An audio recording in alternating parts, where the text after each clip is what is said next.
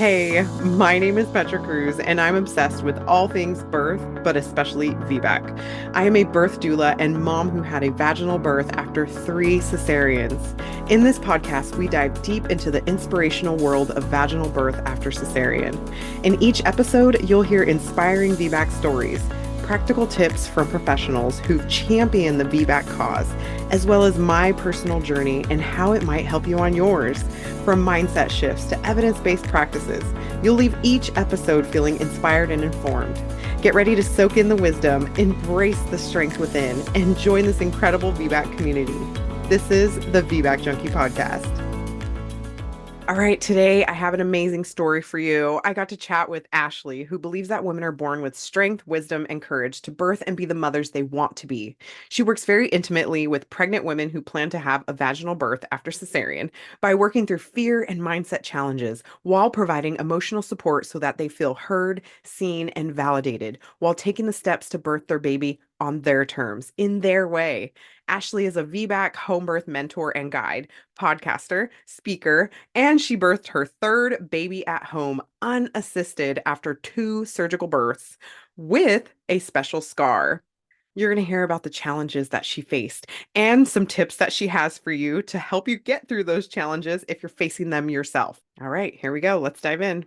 Thanks so much for having me and for allowing me to share my stories with you as well. I am based in Australia, in case you can't pick up the accent. I live on the Gold Coast and I had my first baby. She's 9 now, so it was back in 2014. And I'm a bit of a forward planner. I'm a type A personality. I like to have all my ducks in a row. I love to be in control and all that sort of thing. So I wanted to make sure everything was set up before I fell pregnant, got all my blood tests done. The only thing they said to me was, we'll get your iron up a little bit. And because you're big egg, you may have troubles falling pregnant. And so I understood that. I also had a lot of people around me who had had miscarriages. So there was a bit of anxiety and concern having had that message. But I was really lucky. I fell pregnant first time, and that baby was my firstborn now. I was definitely somebody who was used to listening to authority and maybe a little bit scared of authority. And I was diagnosed with gestational diabetes early because for bigger people, they like to do testing earlier, around about 12 weeks. The interesting thing was where I was working, which is where I had the test in Brisbane, I didn't have gestational diabetes, but at the hospital that I was birthing at, they were falling under the new regulations, and I did have gestational diabetes. So the way that they announced that was, so because you've got gestational diabetes, and I was like, no, I don't. I've been told I don't have it. It was shocking. It was shameful because the extra stigma of being plus size it was very shameful for me. I basically punished myself throughout that pregnancy. When I went to the gestational diabetes meetings, I was like the only big person in there. So it was really interesting to see that there wasn't really many big people in that room, even though we're at higher risk of, having these issues. Uh, I personally now, after my experience, I don't technically believe in gestational diabetes. I think that they've lowered the numbers too low because I've had positive experiences with and I keep, you can't see me because we're not on video, but I keep doing air quotes, gestational diabetes, because so many women get trapped in the hospital system from this gestational diabetes. And I researched it like crazy, and all the things that they're worried about: big baby, big swollen stomach, shoulder dystocia, all of these things, potentially a placenta having issues, babies coming out with low sugar issues. I didn't have any of those, but I had the fear of all of those things. Being a first time mum, anxiety was through the roof. So I was doing everything to the letter.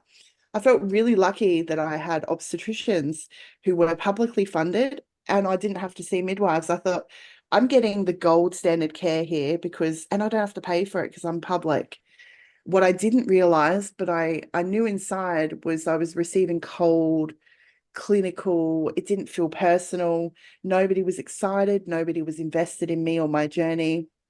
And I felt, the appointments were always an hour behind. So I'd have to leave work and I'd be sitting there for an hour and I'd see some random person, and it didn't feel like they wanted to be there. They were just doing There was a training hospital, so they just got the junior doctors in, just kind of doing the thing.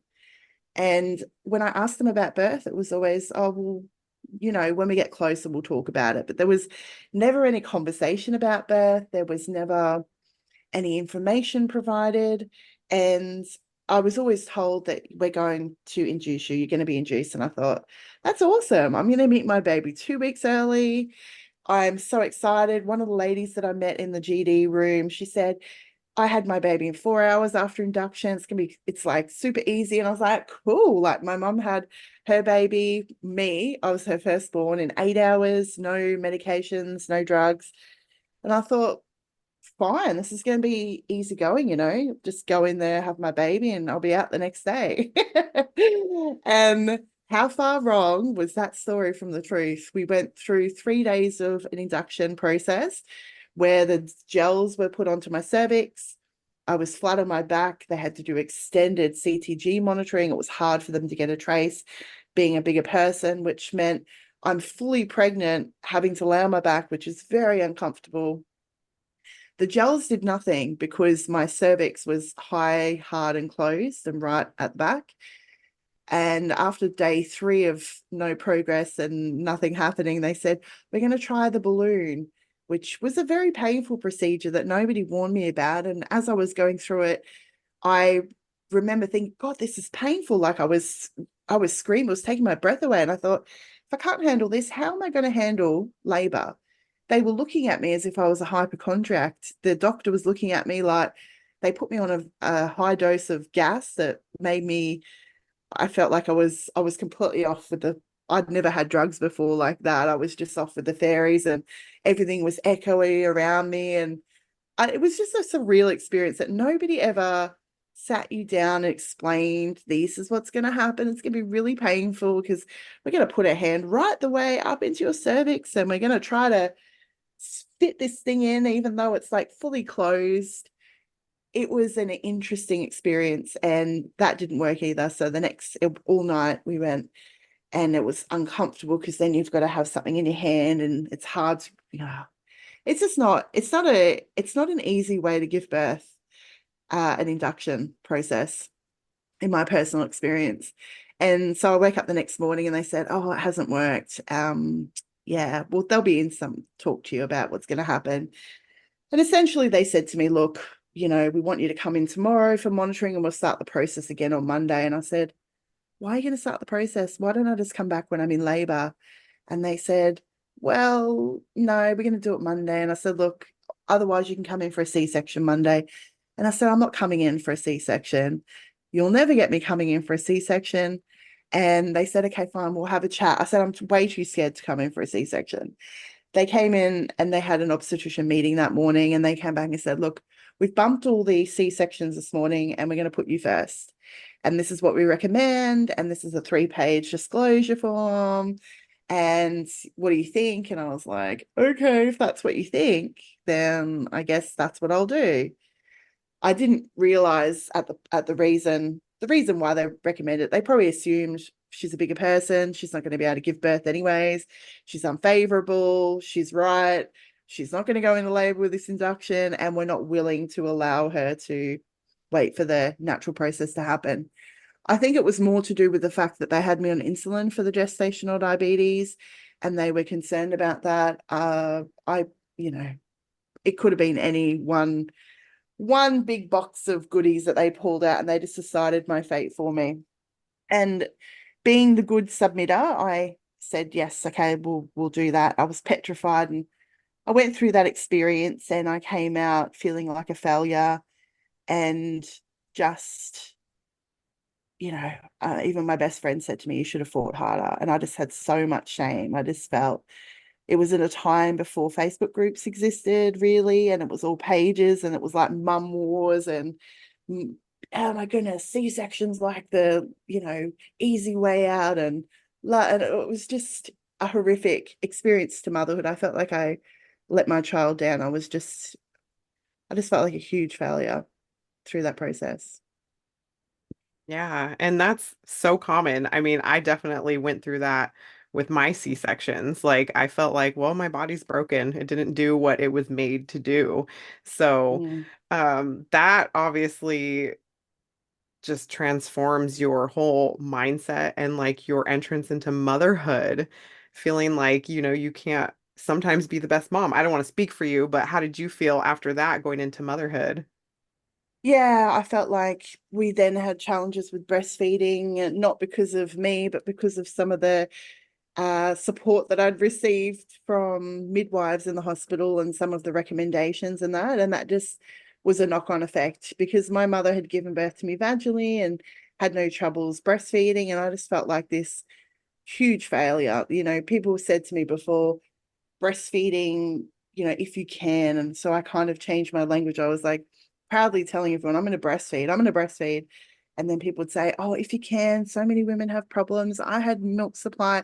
I thought, that's not going to happen to me. I'm not going to have a C-section. That's not my women. That's not my people. Hmm. That's other people. And I thought C-sections were really just something that celebrities booked in. I really did not think, I didn't have any friends who had had C-sections. All my friends were young mums. And I think it was about 10 years before I'd had my child, and they'd all just had vaginal births. It wasn't a thing. I didn't know a single person. So it was really shocking to me to end up in that situation. And I definitely did. I started a blog actually called The Best Mum I Can Be. So absolutely, I was on a mission to be the best mum I can be, and I Hmm. still am on that mission. And my blog was to share with women all the things that I'd learned, all the mistakes, all the things I wish other women had told me. So all of the trauma and all of the things, Right. breastfeeding challenges, all of that stuff. I went into hyperdrive. I went and did a breastfeeding course. I was doing all the birth stuff. I was reading as much as I could about VBAC, and I planned 24 months between birth and birth, so that I could. That's the biggest challenge I saw, was the Hmm. 24-month thing. I didn't understand the hospital politics. I did not understand the insurance issues. I did not understand the bias towards bigger people. I Hmm. didn't understand any of that. And I just thought, I'm going to be educated. I'm going to go in there and tell them everything I've learned. They're going to see me as a like a reasonable woman who's educated and understands, because all they need to know is informed consent, because there's this thing called informed consent. So that's what I did. I spent the whole pregnancy trying to get them on my side. I tried to advocate for myself, and I did. I did a beautiful job. The only issue is I spent my whole pregnancy being anxious, having to deal with all of the fear mongering things they said to me about dead baby, you can't do it, you're bigger, blah, blah, blah, blah. We want to repeat cesarean or an induction and all of the things. And I spent so much energy trying to convince them to be on my side. I didn't learn anything about birth. It was all about, how can I avoid a C-section? I thought if I just go into labor, my body will do it and it'll be fine. I won't have an epidural, but if I need to, maybe I will, but it'll be fine for me. So I'm almost like a little bit unaware of and naive at the same time of how disruptive going into the hospital system, not having a great support team, not understanding how birth works, and not understanding the politics that happen inside of the hospital system, and not having that continuity of care. If I'd had like a midwife who I saw through my pregnancy, who I went into hospital with, I hands down think I would have had a far different experience. But I advocated for myself, and I was so proud. I'm proud of myself because that took a lot of guts. I wouldn't recommend women do that, and I see that's what a lot of women do. They ask questions in Facebook groups about how they can educate their obstetrician. And that's exactly what I did. But you can't change somebody's mind. It's really hard to get somebody to change their mind on something when they're so passionate about something else. And I learned that the hard way. And it was a cost that came at a cost to me. And the cost to me was, I did get to go into spontaneous labor, but they were pushing me so much through that labor to have a C-section, because they had already decided that I was going to have a C-section. They just kept coming in all the time and saying, you've got an OP baby, your waters are broken, there's a cervical lip, there's this, there's that. And I would say, well, why can't I just wait? And they said, well, if you wait, the risks in surgery are going to be much higher than if you just do it now. And I said, well, why can't I have a vaginal birth? They're like, well, they didn't believe that I could do it. And so having a team around you who doesn't believe in you and are pushing you down a certain path is essentially where that path led me. I ended up having an epidural. My waters were broken before then. I thought they were ruptured, but they weren't. The midwife said, oh, they're ruptured. And, do you want me to do the little bag? I said, yeah, it's fine. And then all of the waters came out, and then there was so much pain, and I was out of my birth bubble. So I got the epidural straight away. And then all of the cervical lip, baby's position, all the issues. But then I'm trapped because you've got the epidural. You can't get up and move around and go in your safe space. So eventually, after about 6 hours of that kind of every hour having BEs and things, I eventually consented to have the cesarean section, which was actually really traumatic. I ended up losing over 3 liters of blood. They tore my cervix, my uterus down to the cervix. Apparently, when they pulled her out, my baby's arm came and flung out, a reflex. And it's one of the risks that can happen in a C-section after you've been laboring. And it's the risk that they were telling me about. So they knew. And so I was enraged after that experience. They said to me, promise us you can never labor on there again, but you can have 2 more children. And I started on a mission like, well, how did this happen? And the first thing the midwife said to me in the postpartum was, when the waters are broken, it's harder for a baby to move down. And I thought, that midwife stitched me over. She was and I started to research and learn, and I understood all the mistakes that I'd made and all the things that didn't serve me. And I spent 4 years learning as much as I could about birth, essentially. Well, 3 years learning about birth as much as I could, working through trauma. I was doing my blog, sharing. I trained as a postpartum doula. I started working with women in the postpartum space because I knew I wasn't in a space to be able to work with women in birth, and I didn't want to take my trauma in. But interestingly enough, the women who I was working with, they were VBAC women, or they were women who had accidental free births or planned free births. And so it was really interesting that the vibe that was kind of coming out, the women came to me, and it was just an interesting story. I started connecting with a lot of doulas and birth workers and understanding that my option to have a home birth with a midwife, there was no option for me. The midwives were not willing to support me at home because they're under a lot of pressure themselves. If they support a single VBAC mum, they have to get transferred. They report them and all, even though they're not doing anything wrong. It's just, the hospital, people working in the hospital freak out when they hear about a VBAC home birth, let alone a VBAC after 2 cesarean with a special scar plus size. You're kind of building up a big case against you. So I then had to decide to have a free birth, and that's what I did. After 3 years of researching and learning as much as I possibly could, getting over the radical responsibility of choosing that option, because that was the biggest thing I was worried about, is if something had happened, I mean, who would come after me? I wouldn't get, these things happen as you would in hospital. These things happen. And it was just unfortunate. I would have got the media at my door, potentially. I'm not saying, but this is what I fabricated in my mind. I'm having to work through these challenges, and you're working through like the world's against you. Why is everything against you? Why is everything hard? The midwives won't support you. I was going through a lot of it all, and it was a very challenging process to go through and come out. Well, yeah, and I think that is a really important thing that you touched on, is having that radical responsibility, because I think we're so conditioned to not only listen to these authority figures, but they're the ones that are making these decisions for us.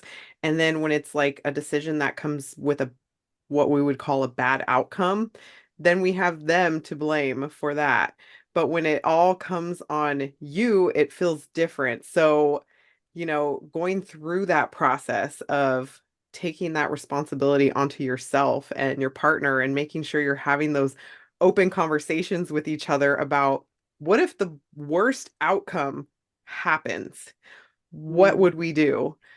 Because I think so much of the time, of course, we want this amazing, beautiful birth story that we can tell to everybody, but that's just not always how it unfolds. So making sure that you're okay with both scenarios actually happening is incredible. So how did you prepare yourself? I mean, you did a lot of mental work, but did you do anything else to prepare for this free birth? It was a lot of mental work for me.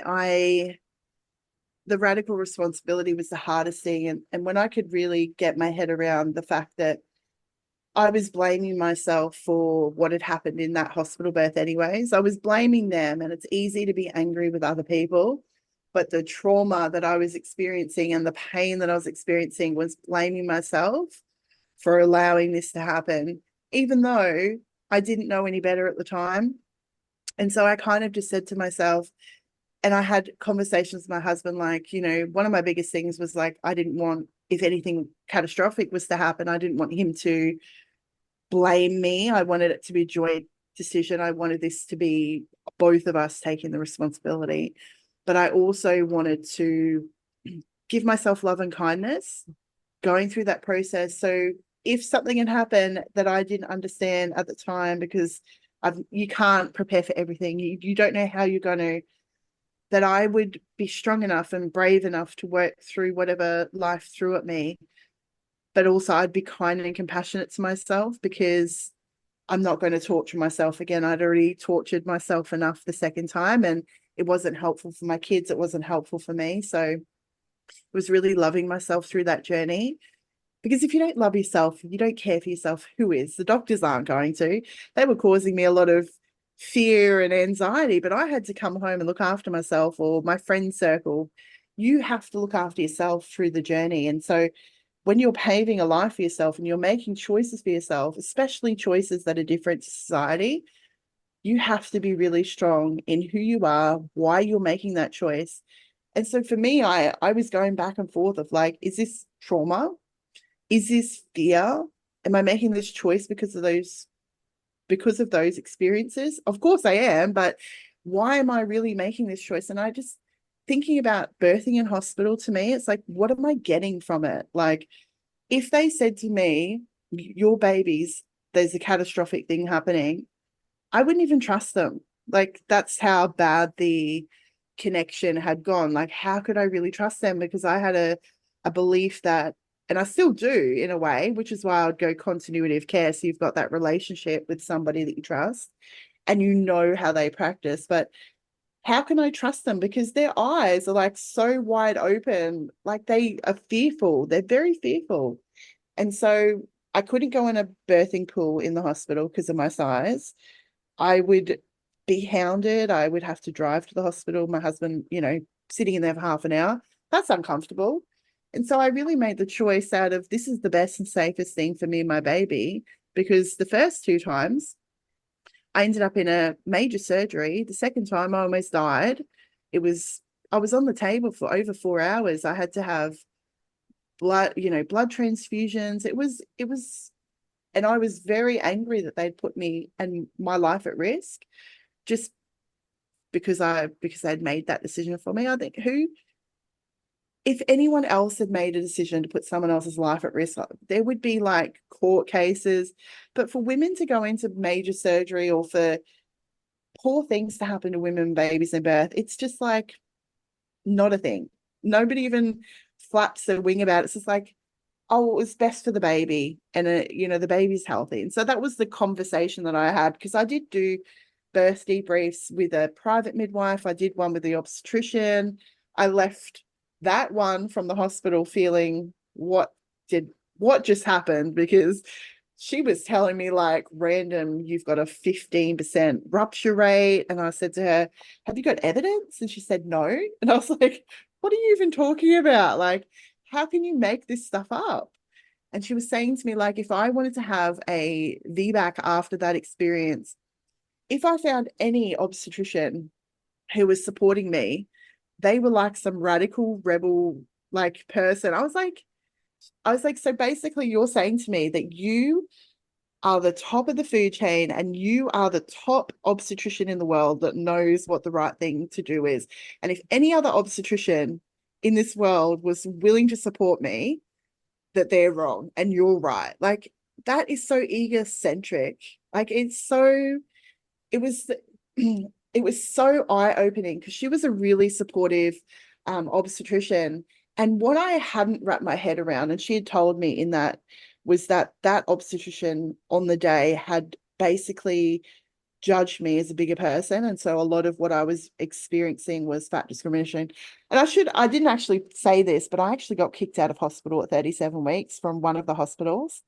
Um, they're not allowed to do that, but at 37 weeks, I got a phone call from them saying, we no longer accept your risk. And so you have to go to one of the bigger hospitals. And and so I had to choose another hospital. So at 37 weeks, I had to find a new hospital. And so when I did end up going to that hospital, it was better. Like they were more supportive. They wanted to still do the same things, but I was just out of sorts. Like I just couldn't find my feet. I just felt I was just on a rocky edge, and that's why I have such trust issues with people who behave in that way. I mean, it's not, they're not reasonable. It's not reasonable to do that to somebody.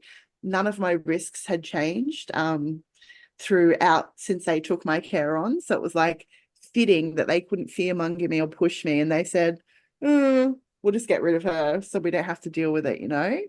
So I'd been through the ringer through that experience. So by the time I had my free birth, the preparation for me was understanding physiological and instinctive birth.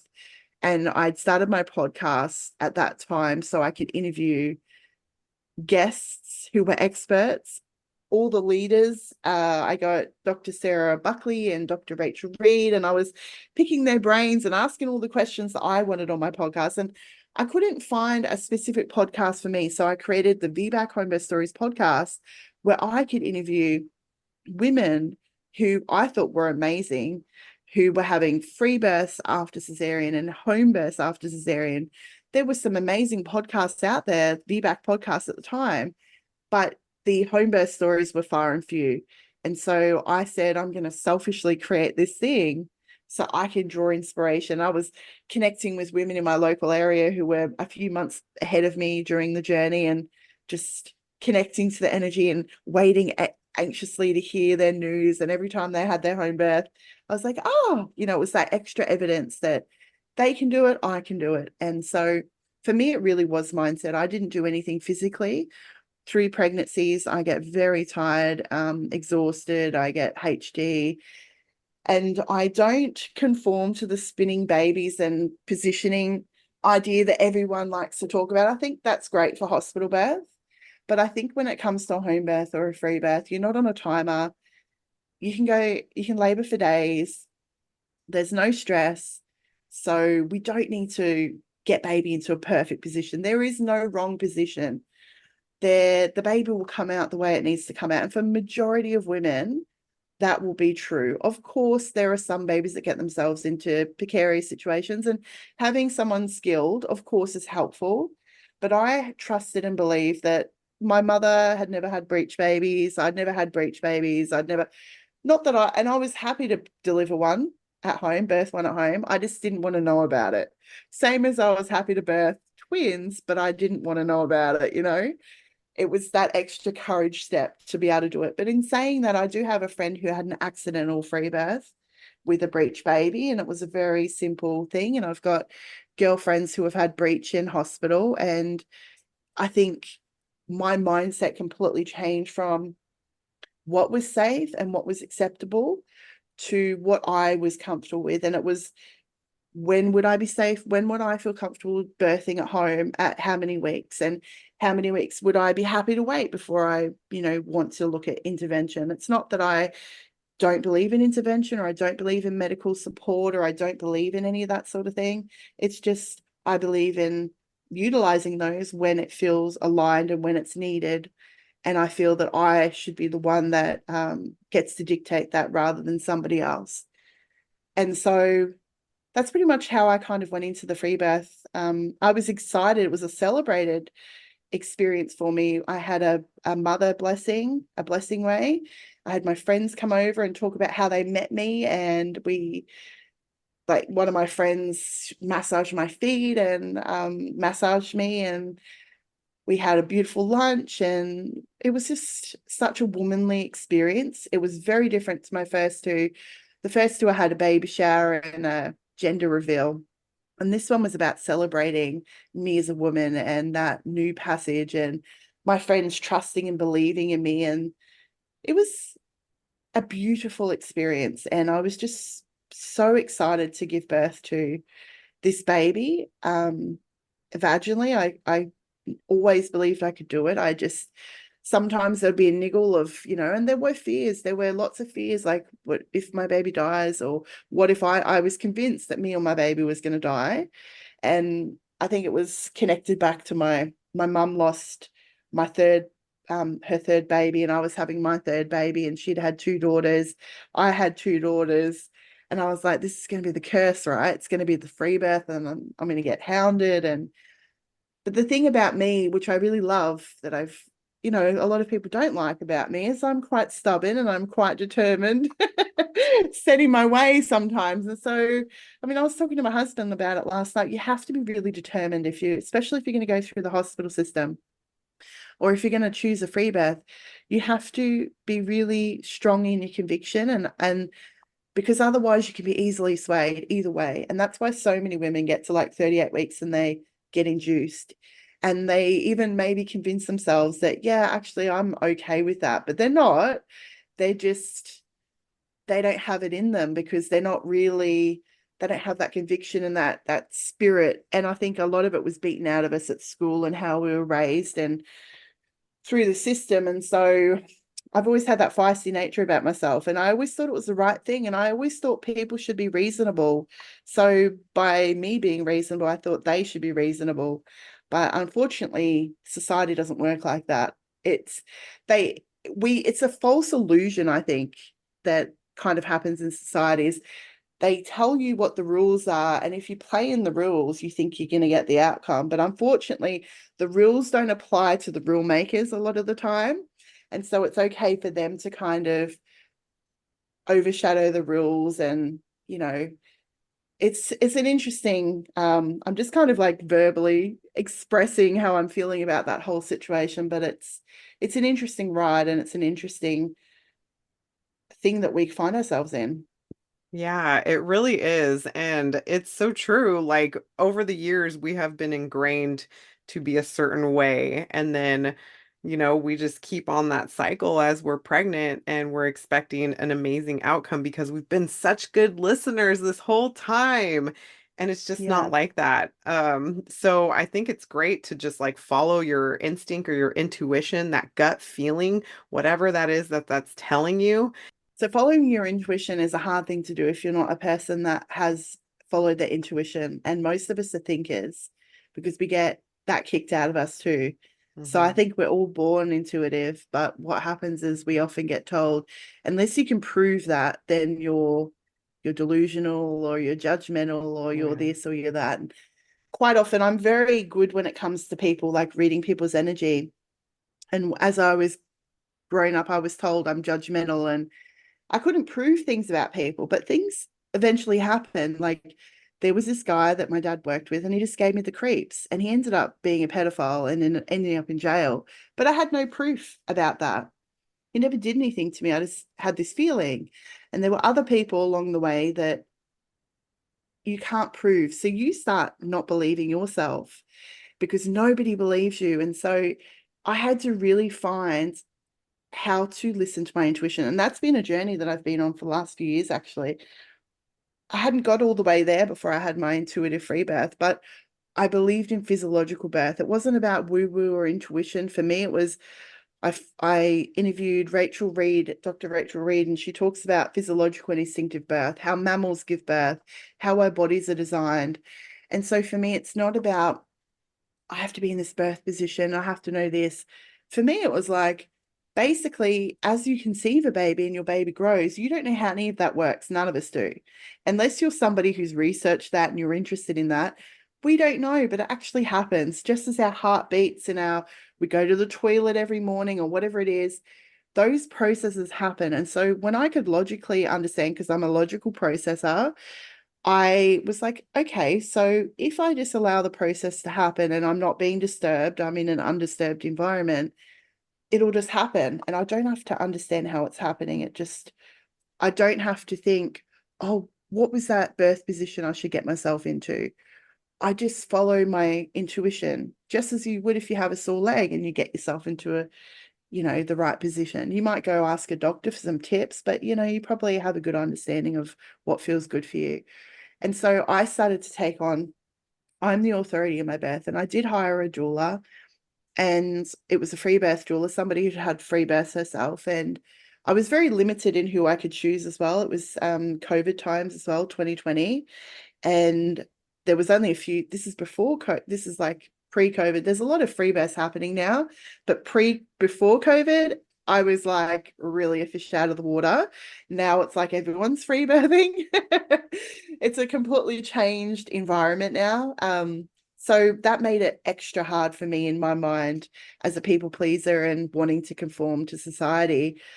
I was very weird. I'm doing this crazy thing. Now all the doulas are supporting free birth.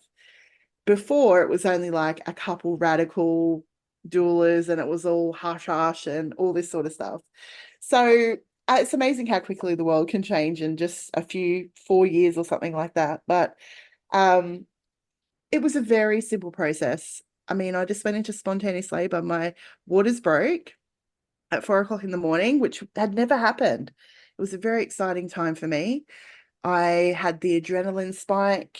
I woke my husband up and he was cleaning up the waters behind me. And I was cool. I said, call my doula. And she said, just go back to bed and, relax and let me know when contractions start.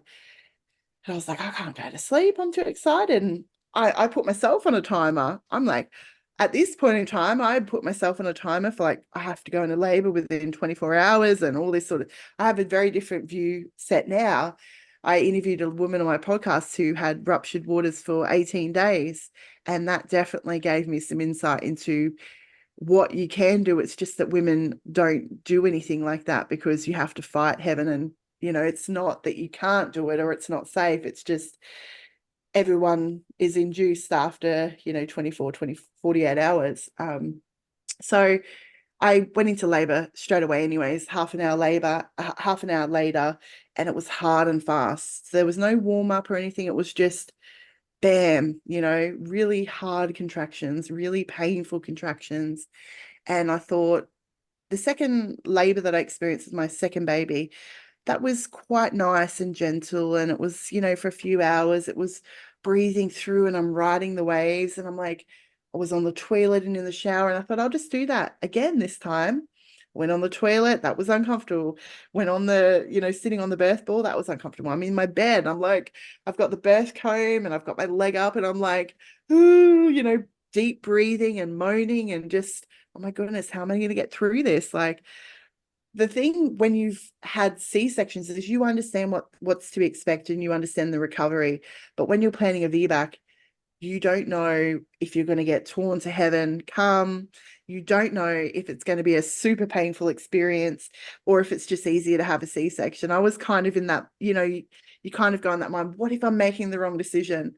A split second, it comes in, you go, nah, it's all right. I want to have a vaginal birth. But in that moment, I was kind of thinking, what kind of maniac has a home birth without drugs and, doesn't have an epidural? This is really painful. Who in their right mind does this? This is kind of what I'm thinking. And I had this other doula because she had an assistant with her as well, who I had brought to the birth, who was a photographer as well. And I was looking at her because she had had a couple of C-sections. I'm looking at her thinking, don't ever do this. This is really painful. I never vocally said it, but just in my mind, I'm going through this. The only way I can experience is if you've seen Twilight is Bella when she gets turned and she's like on the outside, she's asleep. And on the inside, she's like screaming.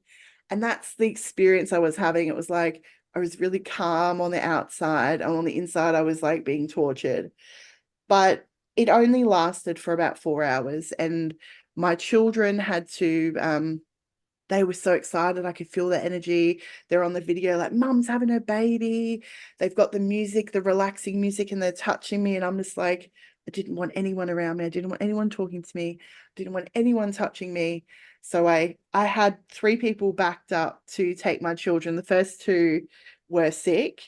So my sister came at 6 o'clock in the morning and took them, and they had the little backpacks on, and they were so cute, and off they trotted. I was laboring in the birth pool at the time, and I remember waving to my sister, like, off you go, get them out, off you go. And as soon as they left, I think it was about an hour, and my doula came, and I just started to, calm my energy down and really just relax. My music was on, and I was in the birth pool, was looking at my affirmations. And then I'd say that I was fully dilated at this point, or I was at least 9 and 10, or might have had a cervical lip. I never had a VE, so I'll never know, but I dilate very quickly. So with my second baby, I was fully dilated at 5 hours, sorry, but it was the 10 centimeters one side, 9 centimeters with a cervical lip. So quick dilators, which is why my mum had me in 8 hours and she had my sister in 2. And then it was all about had pushing start every 3 or 4 contractions. And so really what was happening, it was because I had a posterior baby who was high up, who my waters had broken. So it's harder for a baby to come down when the waters are broken. My body then had the big job of pushing my baby down, because I had a philosophy and belief in the body will do what it needs to do to birth that baby, right? So when my doula said, sit on this birthing ball before, at 30 weeks onwards, and I was tired, I was like, I'm not doing that. I'm tired. I was reclining on the chairs. I knew I was having another posterior baby, but I was like, I'll suffer the labor and just be able to survive, the pregnancy part. And I knew that I was happy to have a longer labor and maybe a harder labor. It wasn't a hard labor after that 4 hours though. I was peaceful, I was calm. The pushing was it felt really good for me. I felt really powerful. So every like 3 or 4 contraction, I'd get up on my knees and hang over the birth pool and be pushing. It was uncontrollable. I had no control or anything like that. And I was just kind of like laughing in between contractions and making jokes. My leg went numb, and I was like, oh, my leg's numb. Oh, let's chop it off. It's so annoying. And I was more worried about that than the actual contractions, and just saying like, when's the baby going to come and what's happening? And, just, it was really chill. I just remember being really chill. And I guess another 10 hours went by, and then eventually I kind of felt something inside, and I had this big push before I felt something actually change. It was a big push, and every time that I did push, I felt like I had to, a little bit of poo would come out, and so I felt like I'm doing this big poo, like the size of a head, and felt really powerful, and then I felt something different inside, and said to my husband, can you just feel inside? And he said, yeah, okay. And he felt, and he said, oh, it feels like a kiwi fruit. Do you know what kiwi fruits are? Yeah. Yes. Yeah. So kiwi fruit's nice and soft, and it's got a little bit of fuzzy stuff. And then he goes to me, well, it could be a muscle though. And I was like, oh no, because I've been pushing for a long time. What if I've prolapsed? And so I straight away was just like, I must have prolapsed. So, well, I guess we'll just see what happens, right? And it wasn't very long before, I could actually feel that the baby was there. And of course, it's funny now to think back that he was like saying it was a kiwi fruit, like, and he didn't have the experience, or we didn't have the knowledge. So it was just, I laugh about it now because it's quite funny. But and then I knew that the baby's head was coming in and out, stretching and everything. And I said to myself, this is normal, just got to be patient. Let's just allow this process to unfold. And the doulas had gone outside and allowed my husband and I to be a bit private before then, and we were a bit a bit intimate and stuff, and I think that all helped her to come a little bit quicker, and just releasing that oxytocin, just helping that, because I had watched a lot of orgasmic birth as well. So there was a lot of focus on me weeing, and I hadn't weed the whole time. And so I thought, oh, I was convinced like, oh, maybe the bladder's full and the baby won't be able to come down. And so we'll, trying some stimulation to try to help me wee and stuff like that. And it turns out that I was actually dehydrated because the pool was really hot. I was getting water, but I wasn't getting enough water because my body was working so hard, even though it didn't feel hard to me. And my contractions were actually sporadic. So they weren't, 2 minutes apart. They were sometimes 15 minutes apart. I didn't know at the time because I'm off doing whatever's happening. But the doula said later, he had big breaks. And so that was allowing my body to get the strength it needed to be able to push my baby down and move my baby, because it was doing a lot of hard work in a hospital environment. People aren't trained for that kind of birth, and so that's why I think they say, posterior births, you've got a higher risk of cesarean. It's not actually, I don't believe it's because the woman's not going to be able to birth it. It's just because the woman's pushing, and they only know that pushing is when the baby's about to come out. If you're fully dilated, or if you're almost dilated, they're expecting an hour later the baby has to be born. Imagine if you're fully dilated and then you're still not giving birth 10 hours later, but you're pushing. That is not textbook. It's not how they're trained. And so it's interesting that they don't know that, because so many women have posterior births. And when I talk to women and I interview them, they don't understand that what had happened through their birth, even when they have a home birth, that a lot of the time that's just a normal posterior pattern. So I'm really passionate about sharing that, because I think as in the birth world, we just don't share that enough. And I think we're letting women down by not sharing the different types and different variations of birth, because we always talk about, oh, you get, it's all, you get dilated and then the baby comes out and the FER happens. It's all this, but there's a percentage of us who are having posterior births, and that's not how birth is kind of happening for us. And so we kind of get in the weirdo, this weirdo thing that nobody talks about and nobody really knows. So I love sharing that. And I didn't know that before I had my birth. It was only after my birth, because I always go on my investigations. It was after my birth that I was like, well, what was that all about? Why did this happen? And why did that? And I started researching again. And then I found that, only a few people were talking about this. And then I started asking midwives in my group. I was like, do you know about this? And they said to me, we weren't trained and we don't know about this. And I thought, okay, so I've kind of come onto a gold nugget here.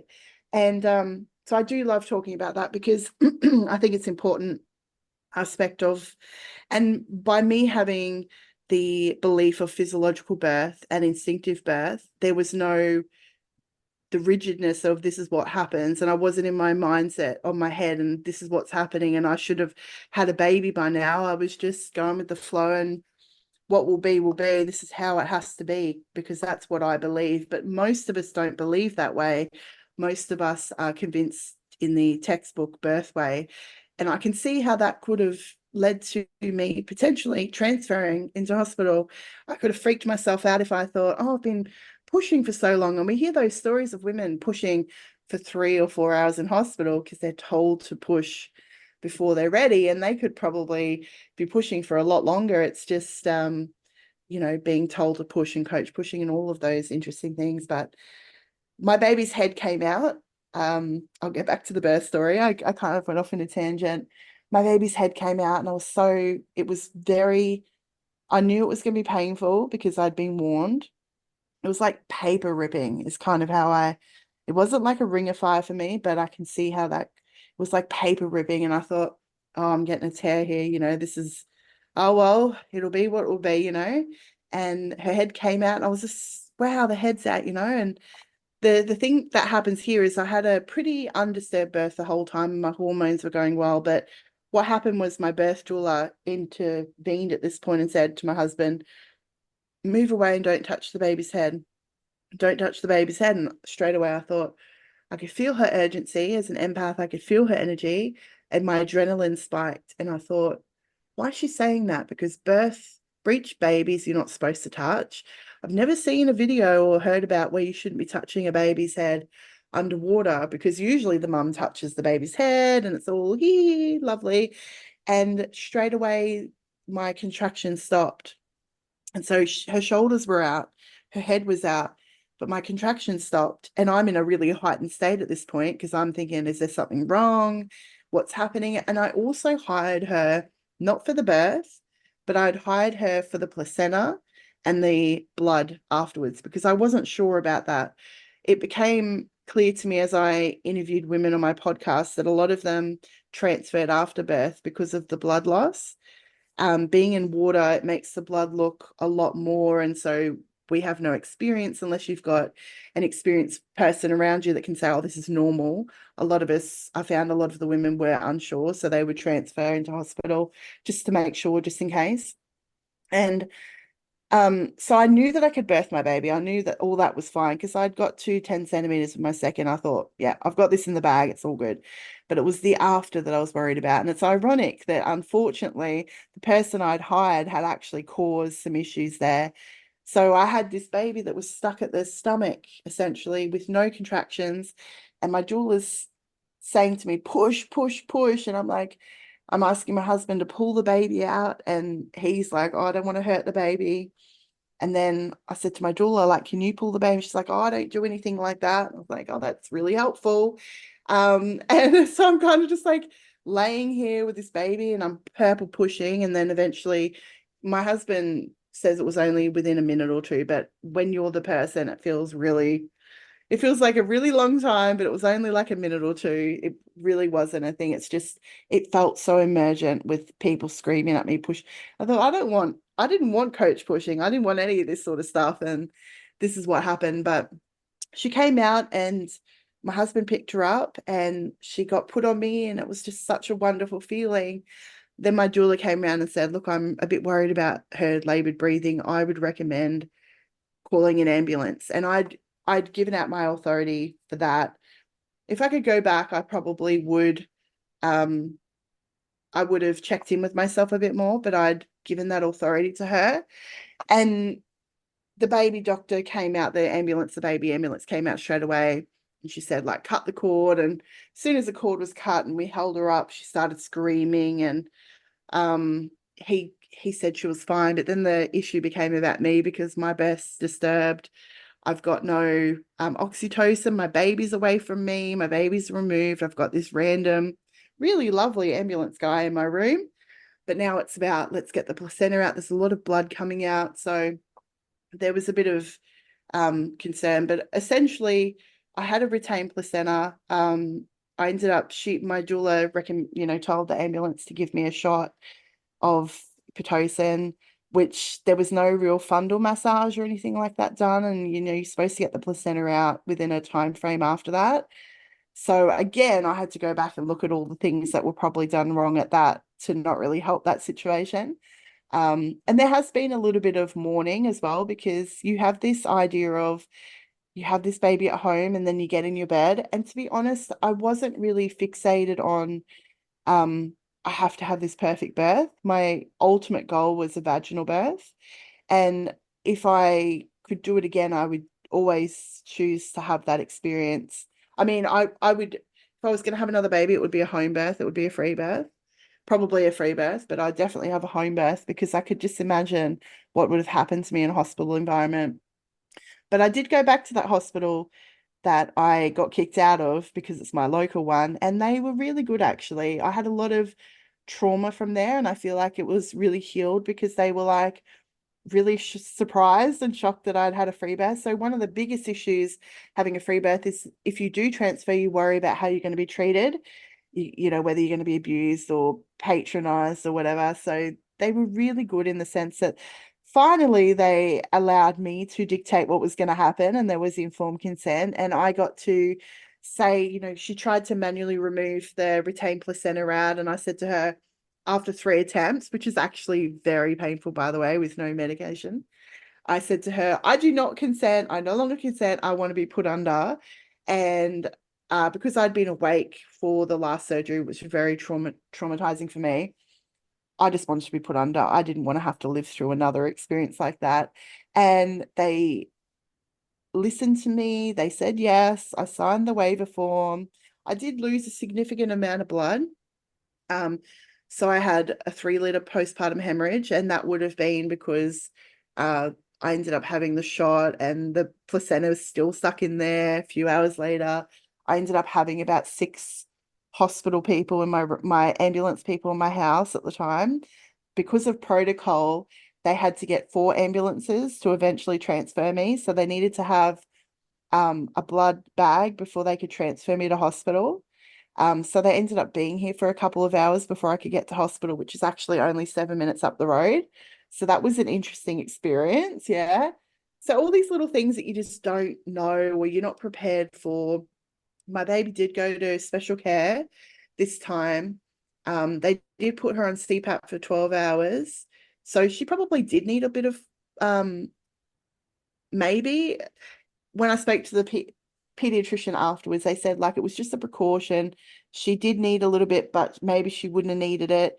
The thing about transfer hospital home births is that they do treat you a certain way, and that's they do want to take the baby. They do want to do antibiotics just in case. So my husband actually consented to a lot of those things. So on that note, it was a very new experience, and I'm very upfront and honest with people about how they can advocate and, getting your transfer plan prepared as well, because I think it's about 20 something percent of women will transfer either before, during, or after birth. So, and I think it's a little bit higher for VBAC women as well, for whatever reason, because of fear from the care provider or for the woman or whatever it is. So that was a new journey, and I just had to kind of go through that. There was a bit of trauma from my baby being separated from me in special care.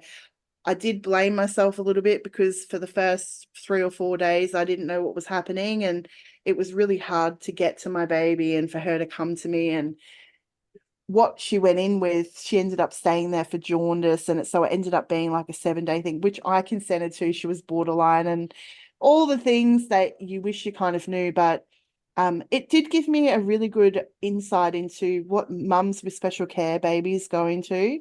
My baby was the healthiest baby there. And when I did get to debrief with them, they said, look, everything we did was pretty much precaution because you didn't get prenatal care. And pretty much they mean by that, I did get prenatal care.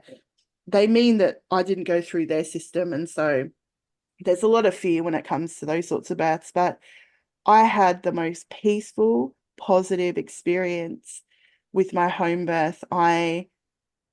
It was just so calm and so lovely, and I could be in the birth pool the whole time. Like, it was a life-changing experience for me, the whole journey. And so sometimes I wish that I never had to go on that journey to begin with for the past, Ashley. Like, nobody should have to suffer that much. And I see it with women. No one should have to suffer that much and go through the hardships of how could that have been different for me with my children? What kind of mother could I have been? And I look at it as, for me, I had to go through that to become who I am today. And I'm so grateful for the journey and where I am now. I can share my story and help other women. It's been life-changing for me. But of course, I want to see a different world where women are respected, women are involved in their own births, women get to have the say, women are treated with dignity and love and care. And that's where I would really love to see. I'm not totally against hospital birth. I think it has its place, of course, but I think that it would be awesome to have more birthing centers or birthing suites for women. Like, I think in America, you have like birthing centers that are like owned by the midwife and it's like a beautiful room or something like Mm-hmm. that. We don't tend to have that in Australia. They're usually attached to a hospital. They Gotcha. are more nicer, but I would love to have more like what you've got there where you are. And it's like you just go to your midwife and you go see your midwife. She comes to your house and you decide, are we going to do it in the suite or are we just going to come to your house? Like, that would be what I think would be the normal situation for women and a safer thing, because hospitals are really for sick people with infections or diseases or very sick things that they're going to die from. So I think that birth is a very separate thing, and I think it should be less clinical and more woman-centered. So it's been a wonderful journey that I'm on. I love that so much. And thank you for sharing your story. That is incredible. I think it's so nice to see that. I mean, you did have the authority over your birth, and it wasn't exactly how you might have envisioned, but you still came away with it feeling good. So Yeah. I think that is incredible. And so I know we kind of already touched on it, but how or what kind of tips would you give to somebody that's planning to do either a home birth or a free birth after cesarean? Well, there's so many tips that I could give, but I think it's important to have the right sort of support around you and understanding birth, physiological and instinctive birth. I think mindset comes a lot into it as well. I think there's definitely a lot of fears that you need to work through, especially if you've had a vaginal birth before, depending on how you were treated and your personality type. There are some women who are very strong in who they are and they don't need to look to outside of themselves. The more intuitive type of women, uh, they've got that in the bag. They usually have a very good support system around them. It's the women who, if you don't have a really good support system around you, you're not going to be able to tell your mum, and it's a normalized thing.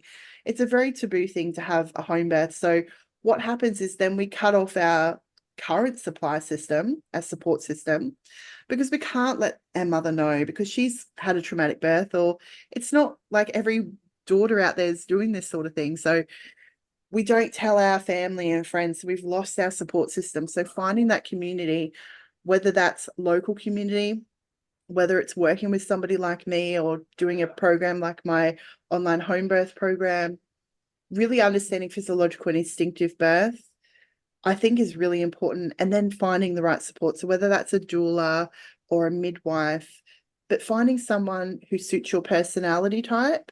A lot of what we do when we're looking for a care provider, and I did this myself, is I was looking for somebody confident. You want somebody confident, right? But if you're a highly sensitive person like me, you want someone a bit more nurturing. And so you really need to think about your personality and how would you like to be cared for? How often would you like to see that person? And what are their values and ideas about birth? And how do they kind of treat women who have had births like you? If you're a bigger person, are they comfortable with a bigger body? How do they kind of talk about it? Using your intuition as well to kind of build that knowledge up. Like if you feel really comfortable and lovely with that person, then that's a really good sign. If you kind of go away and you think, oh, she said that and she said that, are you going to overthink that and say, convince yourself that you should accept it? Because that's what we sometimes do. And then you find yourself getting close to the birth and you're thinking, should I or shouldn't I invite this person to my birth? And you just want to get the right person, set up the get-go. It makes it harder if you're having a VBAC because especially if you're having multiple, if you've got two or three plus, to find a supportive person. So I interviewed a woman who had 7 C-sections on my podcast recently, and she searched high and low for a support person to support her. She left no stone unturned. Do not be afraid don't just do like 5 and they say no and then that's it. Leave no stone unturned. She had a faith, so she believed that God would take her to the right person. I think having faith, I've had to learn to have faith in the universe and have faith in things, and that's been really helpful. That is amazing. So I'm just curious now, did she find a provider? She did find a provider, yes, she did. Amazing. Yes. Wow. She I would found, love to hear yes, that story. yes, it's coming out soon. So when it comes out, I'll send it to you. Yes, please Yes. do. So It was, obviously you are, like a home birth guide.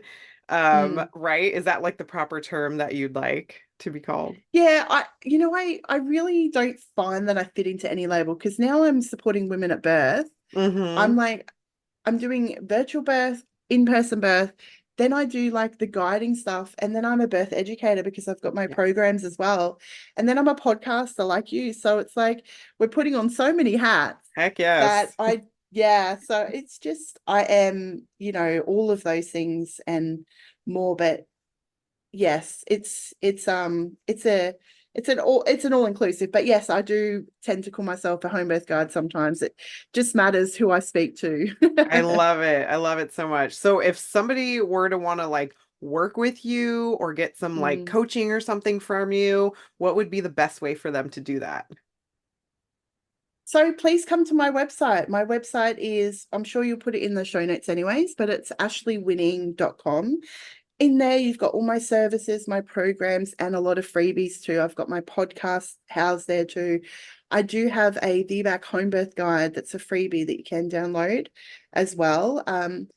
Please don't feel free to reach out to me on Instagram as well, which is Ashley L Winning, and slide into my DMs and say hello. I'm more than happy to chat to people and see where you're at and see what I can help you with. Beautiful. I love that so much. Thank you for offering that up. I really appreciate it. And I feel like we can go for hours just talking Yeah. about all the things. But for now, we'll leave you with that and maybe we'll get to have another chat soon. So thank you. Thank you so much. Thank you so much for listening to another episode of the VBAC Junkie podcast. Make sure to leave a rating and subscribe to the show so that you don't miss an episode. And also, I have a free gift for you. If you would like to have a guide on how to prepare for a VBAC, head to my website at www.birthingcometru.com/VBAC guide. And all of this will be in the show notes, so you can just click that link and head there and download this free guide. I hope you have an amazing week. Until next time, bye.